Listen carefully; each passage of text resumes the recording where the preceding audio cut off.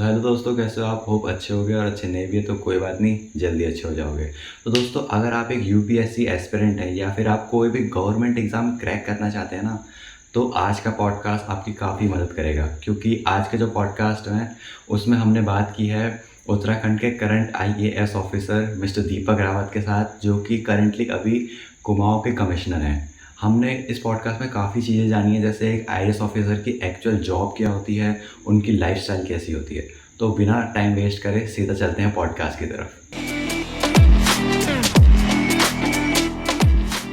Hello sir, कैसे हैं आप? I am very good. आप कैसे हैं? मैं भी ठीक हूँ। तो sir, first of all I would like to thank you कि आपने अपने इतने बिजी स्केड्यूल में से टाइम निकाला और मुझे ये अपॉर्चुनिटी दी कि मैं आपका इंटरव्यू ले सकता हूँ। Thank you so much. तो सर, पहला क्वेश्चन जो है वो हमारा, जो प्रिपरेशन करते हैं चाहे वो किसी भी गवर्नमेंट एग्ज़ाम की हो, उनकी तरफ से है कि बहुत कम लोग होते हैं जो पहले अटैम्प्ट में कोई भी गवर्नमेंट एग्ज़ाम क्लियर कर लें। बट बहुत लोग होते हैं जो कंसिस्टेंटली मेहनत करते हैं बट उनका फिर भी नहीं निकलता। तो उन उस फेज़ के बाद उनके अंदर सेल्फ डाउट आता है, उनका कॉन्फिडेंस लो हो जाता है। तो इस चीज़ को हम टैकल कैसे करें और अपनी मतलब जो मेन उनका प्रिपरेशन का फ़ोकस है वो कैसे मेंटेन करें? देखिए, कोई भी जब एक एग्ज़ाम आप देते हैं और फेल हो जाते हैं, तो मुझे लगता है कि एटलीस्ट 80% मामलों में तो हमें ये पता ही होता है कि हमने क्या गलतियाँ की हैं। और अगर हमको नहीं भी पता है, तो हम उसको डीपली एनालाइज़ अगर करेंगे, इंट्रोस्पेक्ट करेंगे, तो हमें और क्लियरली पता चल जाएगा कि कहाँ पे मिस्टेक्स हुई हैं। मुझे लगता है कि हमको तो ऑनेस्टली सबसे पहले अपने आप से बात करते हुए ये तय करना चाहिए कि where did we go wrong. बहुत से पहलू ऐसे होते हैं, हर एक कैंडिडेट के होते हैं कि वो बहुत स्ट्रांग होते हैं, they are very good in that. उसको आप स्ट्रांग रहने दें। जो भी वीक एरियाज़ हैं उस पर समय दें, कंसिस्टेंटली दें। और जितना ज़्यादा आप वक्त देंगे उन कमज़ोर एरियाज़ को, उतना ही आप कॉन्फिडेंस गेन करेंगे। और अल्टीमेटली जो भी एग्ज़ाम्स आप देते हैं, ये मेहनत के साथ साथ कॉन्फिडेंस का भी इसमें बड़ा रोल होता है। तो आप मेंटली स्ट्रांग अगर फील करते हैं, तो डेफिनेटली आपका एग्ज़ाम भी अच्छा होता है। तो मेरी यही एडवाइस रहती है, जो भी कभी इस तरीके से अगर असफल रहे हैं, तो बिल्कुल भी आप निराश ना हों। ऑब्जेक्टिवली ठंडे दिमाग से सोचें, क्या दिक्कत है, कहाँ गलती हो रही है, हम गलत चीज़ तो नहीं पढ़ रहे हैं, या हम गलत चीज़ ना होके हम पढ़ तो सही रहे हैं, लेकिन हो सकता है हम उसको एब्ज़ॉर्ब ठीक से ना कर रहे हों, या एब्ज़ॉर्ब भी ठीक से कर रहे हैं तो अगर रिटन एग्ज़ाम है, तो हो सकता है हमारी एक्सप्रेशन पुअर हो, हम जब लिखते हो तो उसमें क्लैरिटी ना हो। कई चीज़ें हो सकती हैं किसी चीज़ में असफल होने की, लेकिन ऑनेस्टली अगर आप एनालाइज़ करेंगे, आपको ज़रूर पता चल जाएगा कि गलती कहाँ पे हुई है। तो सर, इंडिया में रह के मतलब बहुत कम लोगों को पता है एक आईएएस ऑफिसर की एक्चुअल जॉब क्या होती है। So sir, please tell us कि एक आईएएस ऑफिसर की एक्चुअल जॉब क्या होती है और उनकी लाइफ कैसी होती है? देखिए, एक्चुअल जॉब तो उनकी डिपेंड करेगी वो करेंटली किस पोस्ट को होल्ड कर रहे हैं।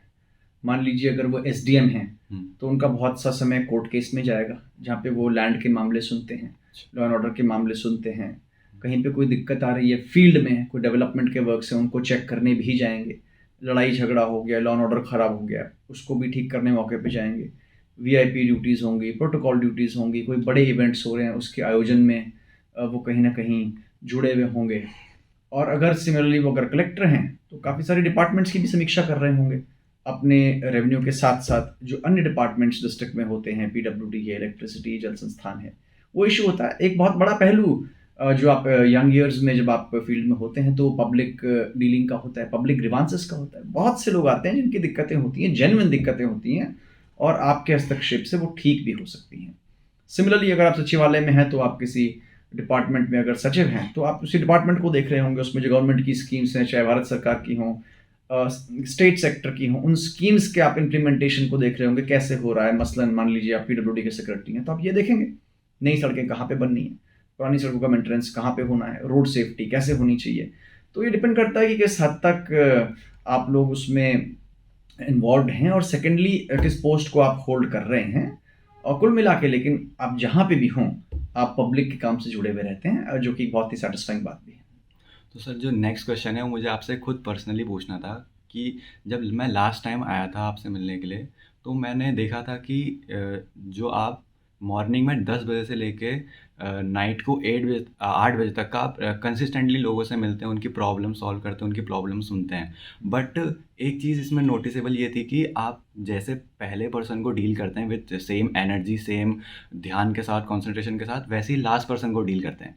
एज अ पर्सन अगर हम लोग डील करेंगे तो हम लोग मेंटली फटीग हो जाएंगे, थोड़े इरिटेट भी हो जाएंगे, बट आप वो कभी नहीं होते। तो सर मैं ये जानना चाहता हूँ कि आप ऐसा कैसे मेंटेन करते हैं? वैसे तो थोड़ा वक्त के साथ ऐसा हो जाता है, क्योंकि ये भी एक तरह का काम है।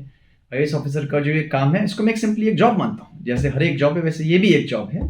तो आपने कहा कि एक तो थकते क्यों नहीं है, थोड़ा थकान तो कई बार हो जाती है ऑनेस्टली स्पीकिंग। तो मैं कभी कभी ब्रेक्स भी लेता हूँ, आप देखते भी होंगे मैं बीच में ब्रेक्स लेता हूँ, या पानी पी लेता हूँ, या थोड़ी देर रेस्ट कर लेता हूँ। क्योंकि अगर आप ब्रेक ले रहे हैं तो डेफिनेटली आप जो भी अगले व्यक्ति होंगे जिनसे आप बात कर रहे हैं, उनसे और अटेंटिवली आप बात कर पाएंगे, ध्यान से सुन पाएंगे। सेकेंडली, हर व्यक्ति अपने आप में यूनिक है, उसकी प्रॉब्लम भी यूनिक है। तो उसको आप अगर द क्वालिटी ऑफ अटेंशन जो आप उनको दे रहे हैं, उस क्वालिटी ऑफ अटेंशन से डिपेंड करता है कि वो प्रॉब्लम सॉल्विंग कितनी अच्छी होगी।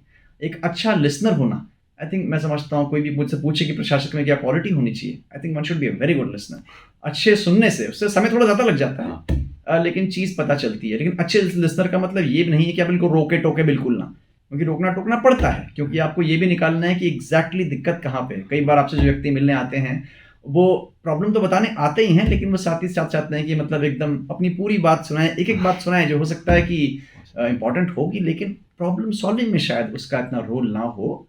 तो उसको उस हिसाब से, मेरे हिसाब से हमें डील करना चाहिए। लेकिन ऑब्जेक्टिव यही होना चाहिए कि हम कितने जल्दी उस पर्सन को हम राहत दे पा रहे हैं, दैट शुड बी ऑब्जेक्टिव।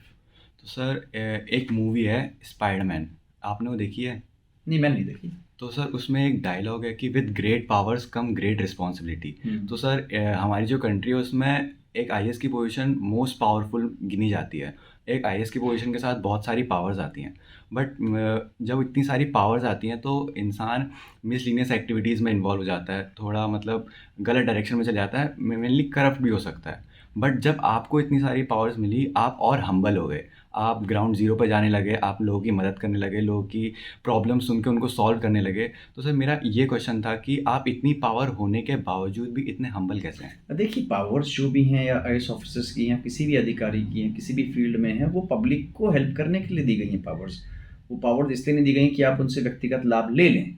जो भी पावर्स होती हैं आईएएस ऑफिसर्स की, चाहे वो लॉ एंड ऑर्डर के फील्ड में हो, या वो एज अ कोर्ट उनकी जो पावर्स होती हैं, या एज अ डिसिप्लिनरी अथॉरिटी जो उनकी पावर्स होती हैं, कहीं ना कहीं इस बात के लिए दी गई हैं कि आप पब्लिक को रिलीफ दे सकें, और उसी स्पिरिट में उसको देखना चाहिए। अब जो अलग चीज़ें हैं जिसको लोग पावर से जोड़ देते हैं, कि गाड़ी का होना एक पावर है, या गनर का होना एक पावर है, घर का होना एक पावर है, वो एक पावर नहीं है। वो बेसिकली जॉब की एक नेसेसिटीज़ हैं, और वो आपको केवल इसलिए दी गई हैं कि आप पब्लिक को बेटर सर्व कर सकें, और यही हमारा स्पिरिट होना चाहिए। और जितने भी यंग ऑफिसर्स आजकल हैं, मैं देखता हूँ कि सभी इस पावर को, जिसको आप पावर कह रहे हैं, जो मैं समझता हूँ कि एक तरीके से कुछ राइट्स हैं एक्स्ट्रा जो आपको मिले हुए हैं, या कुछ स्पेशली डिस्क्रिशनरी एडवांटेजेस जो आपके पास हैं इन पब्लिक इंटरेस्ट, वो आपको यूज़ करनी चाहिए।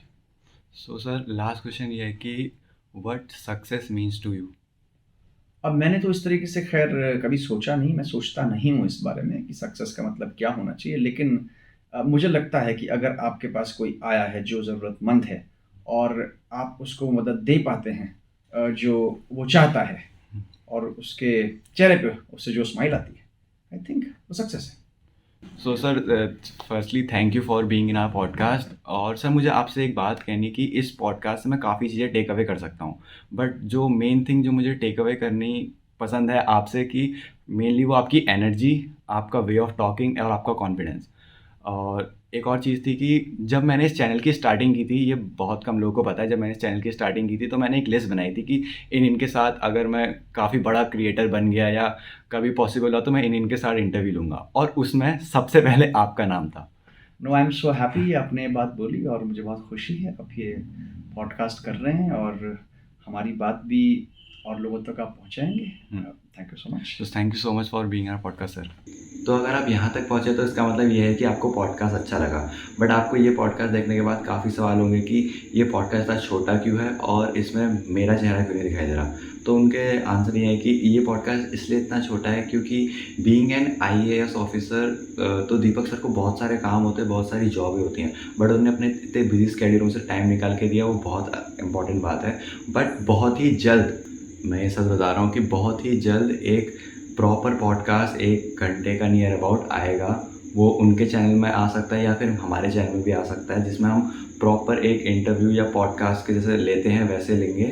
और दूसरा सवाल ये होगा कि इसमें मेरी शक्ल क्यों नहीं दिखाएगी, because of lack of resources ये नहीं हो पाया, but I will try my level best कि आने वाले एपिसोडों में ऐसा ना हो। तो एक और अनाउंसमेंट ये है कि इस चैनल में काफ़ी नई नई चीज़ें होने वाली है, जिसमें हम काफ़ी बड़े गेस्ट्स को इन्वॉल्व करेंगे, उनके इनसाइट जानेंगे, उनसे गोल्ड कॉइन लेंगे, तो प्लीज़ स्टे ट्यून।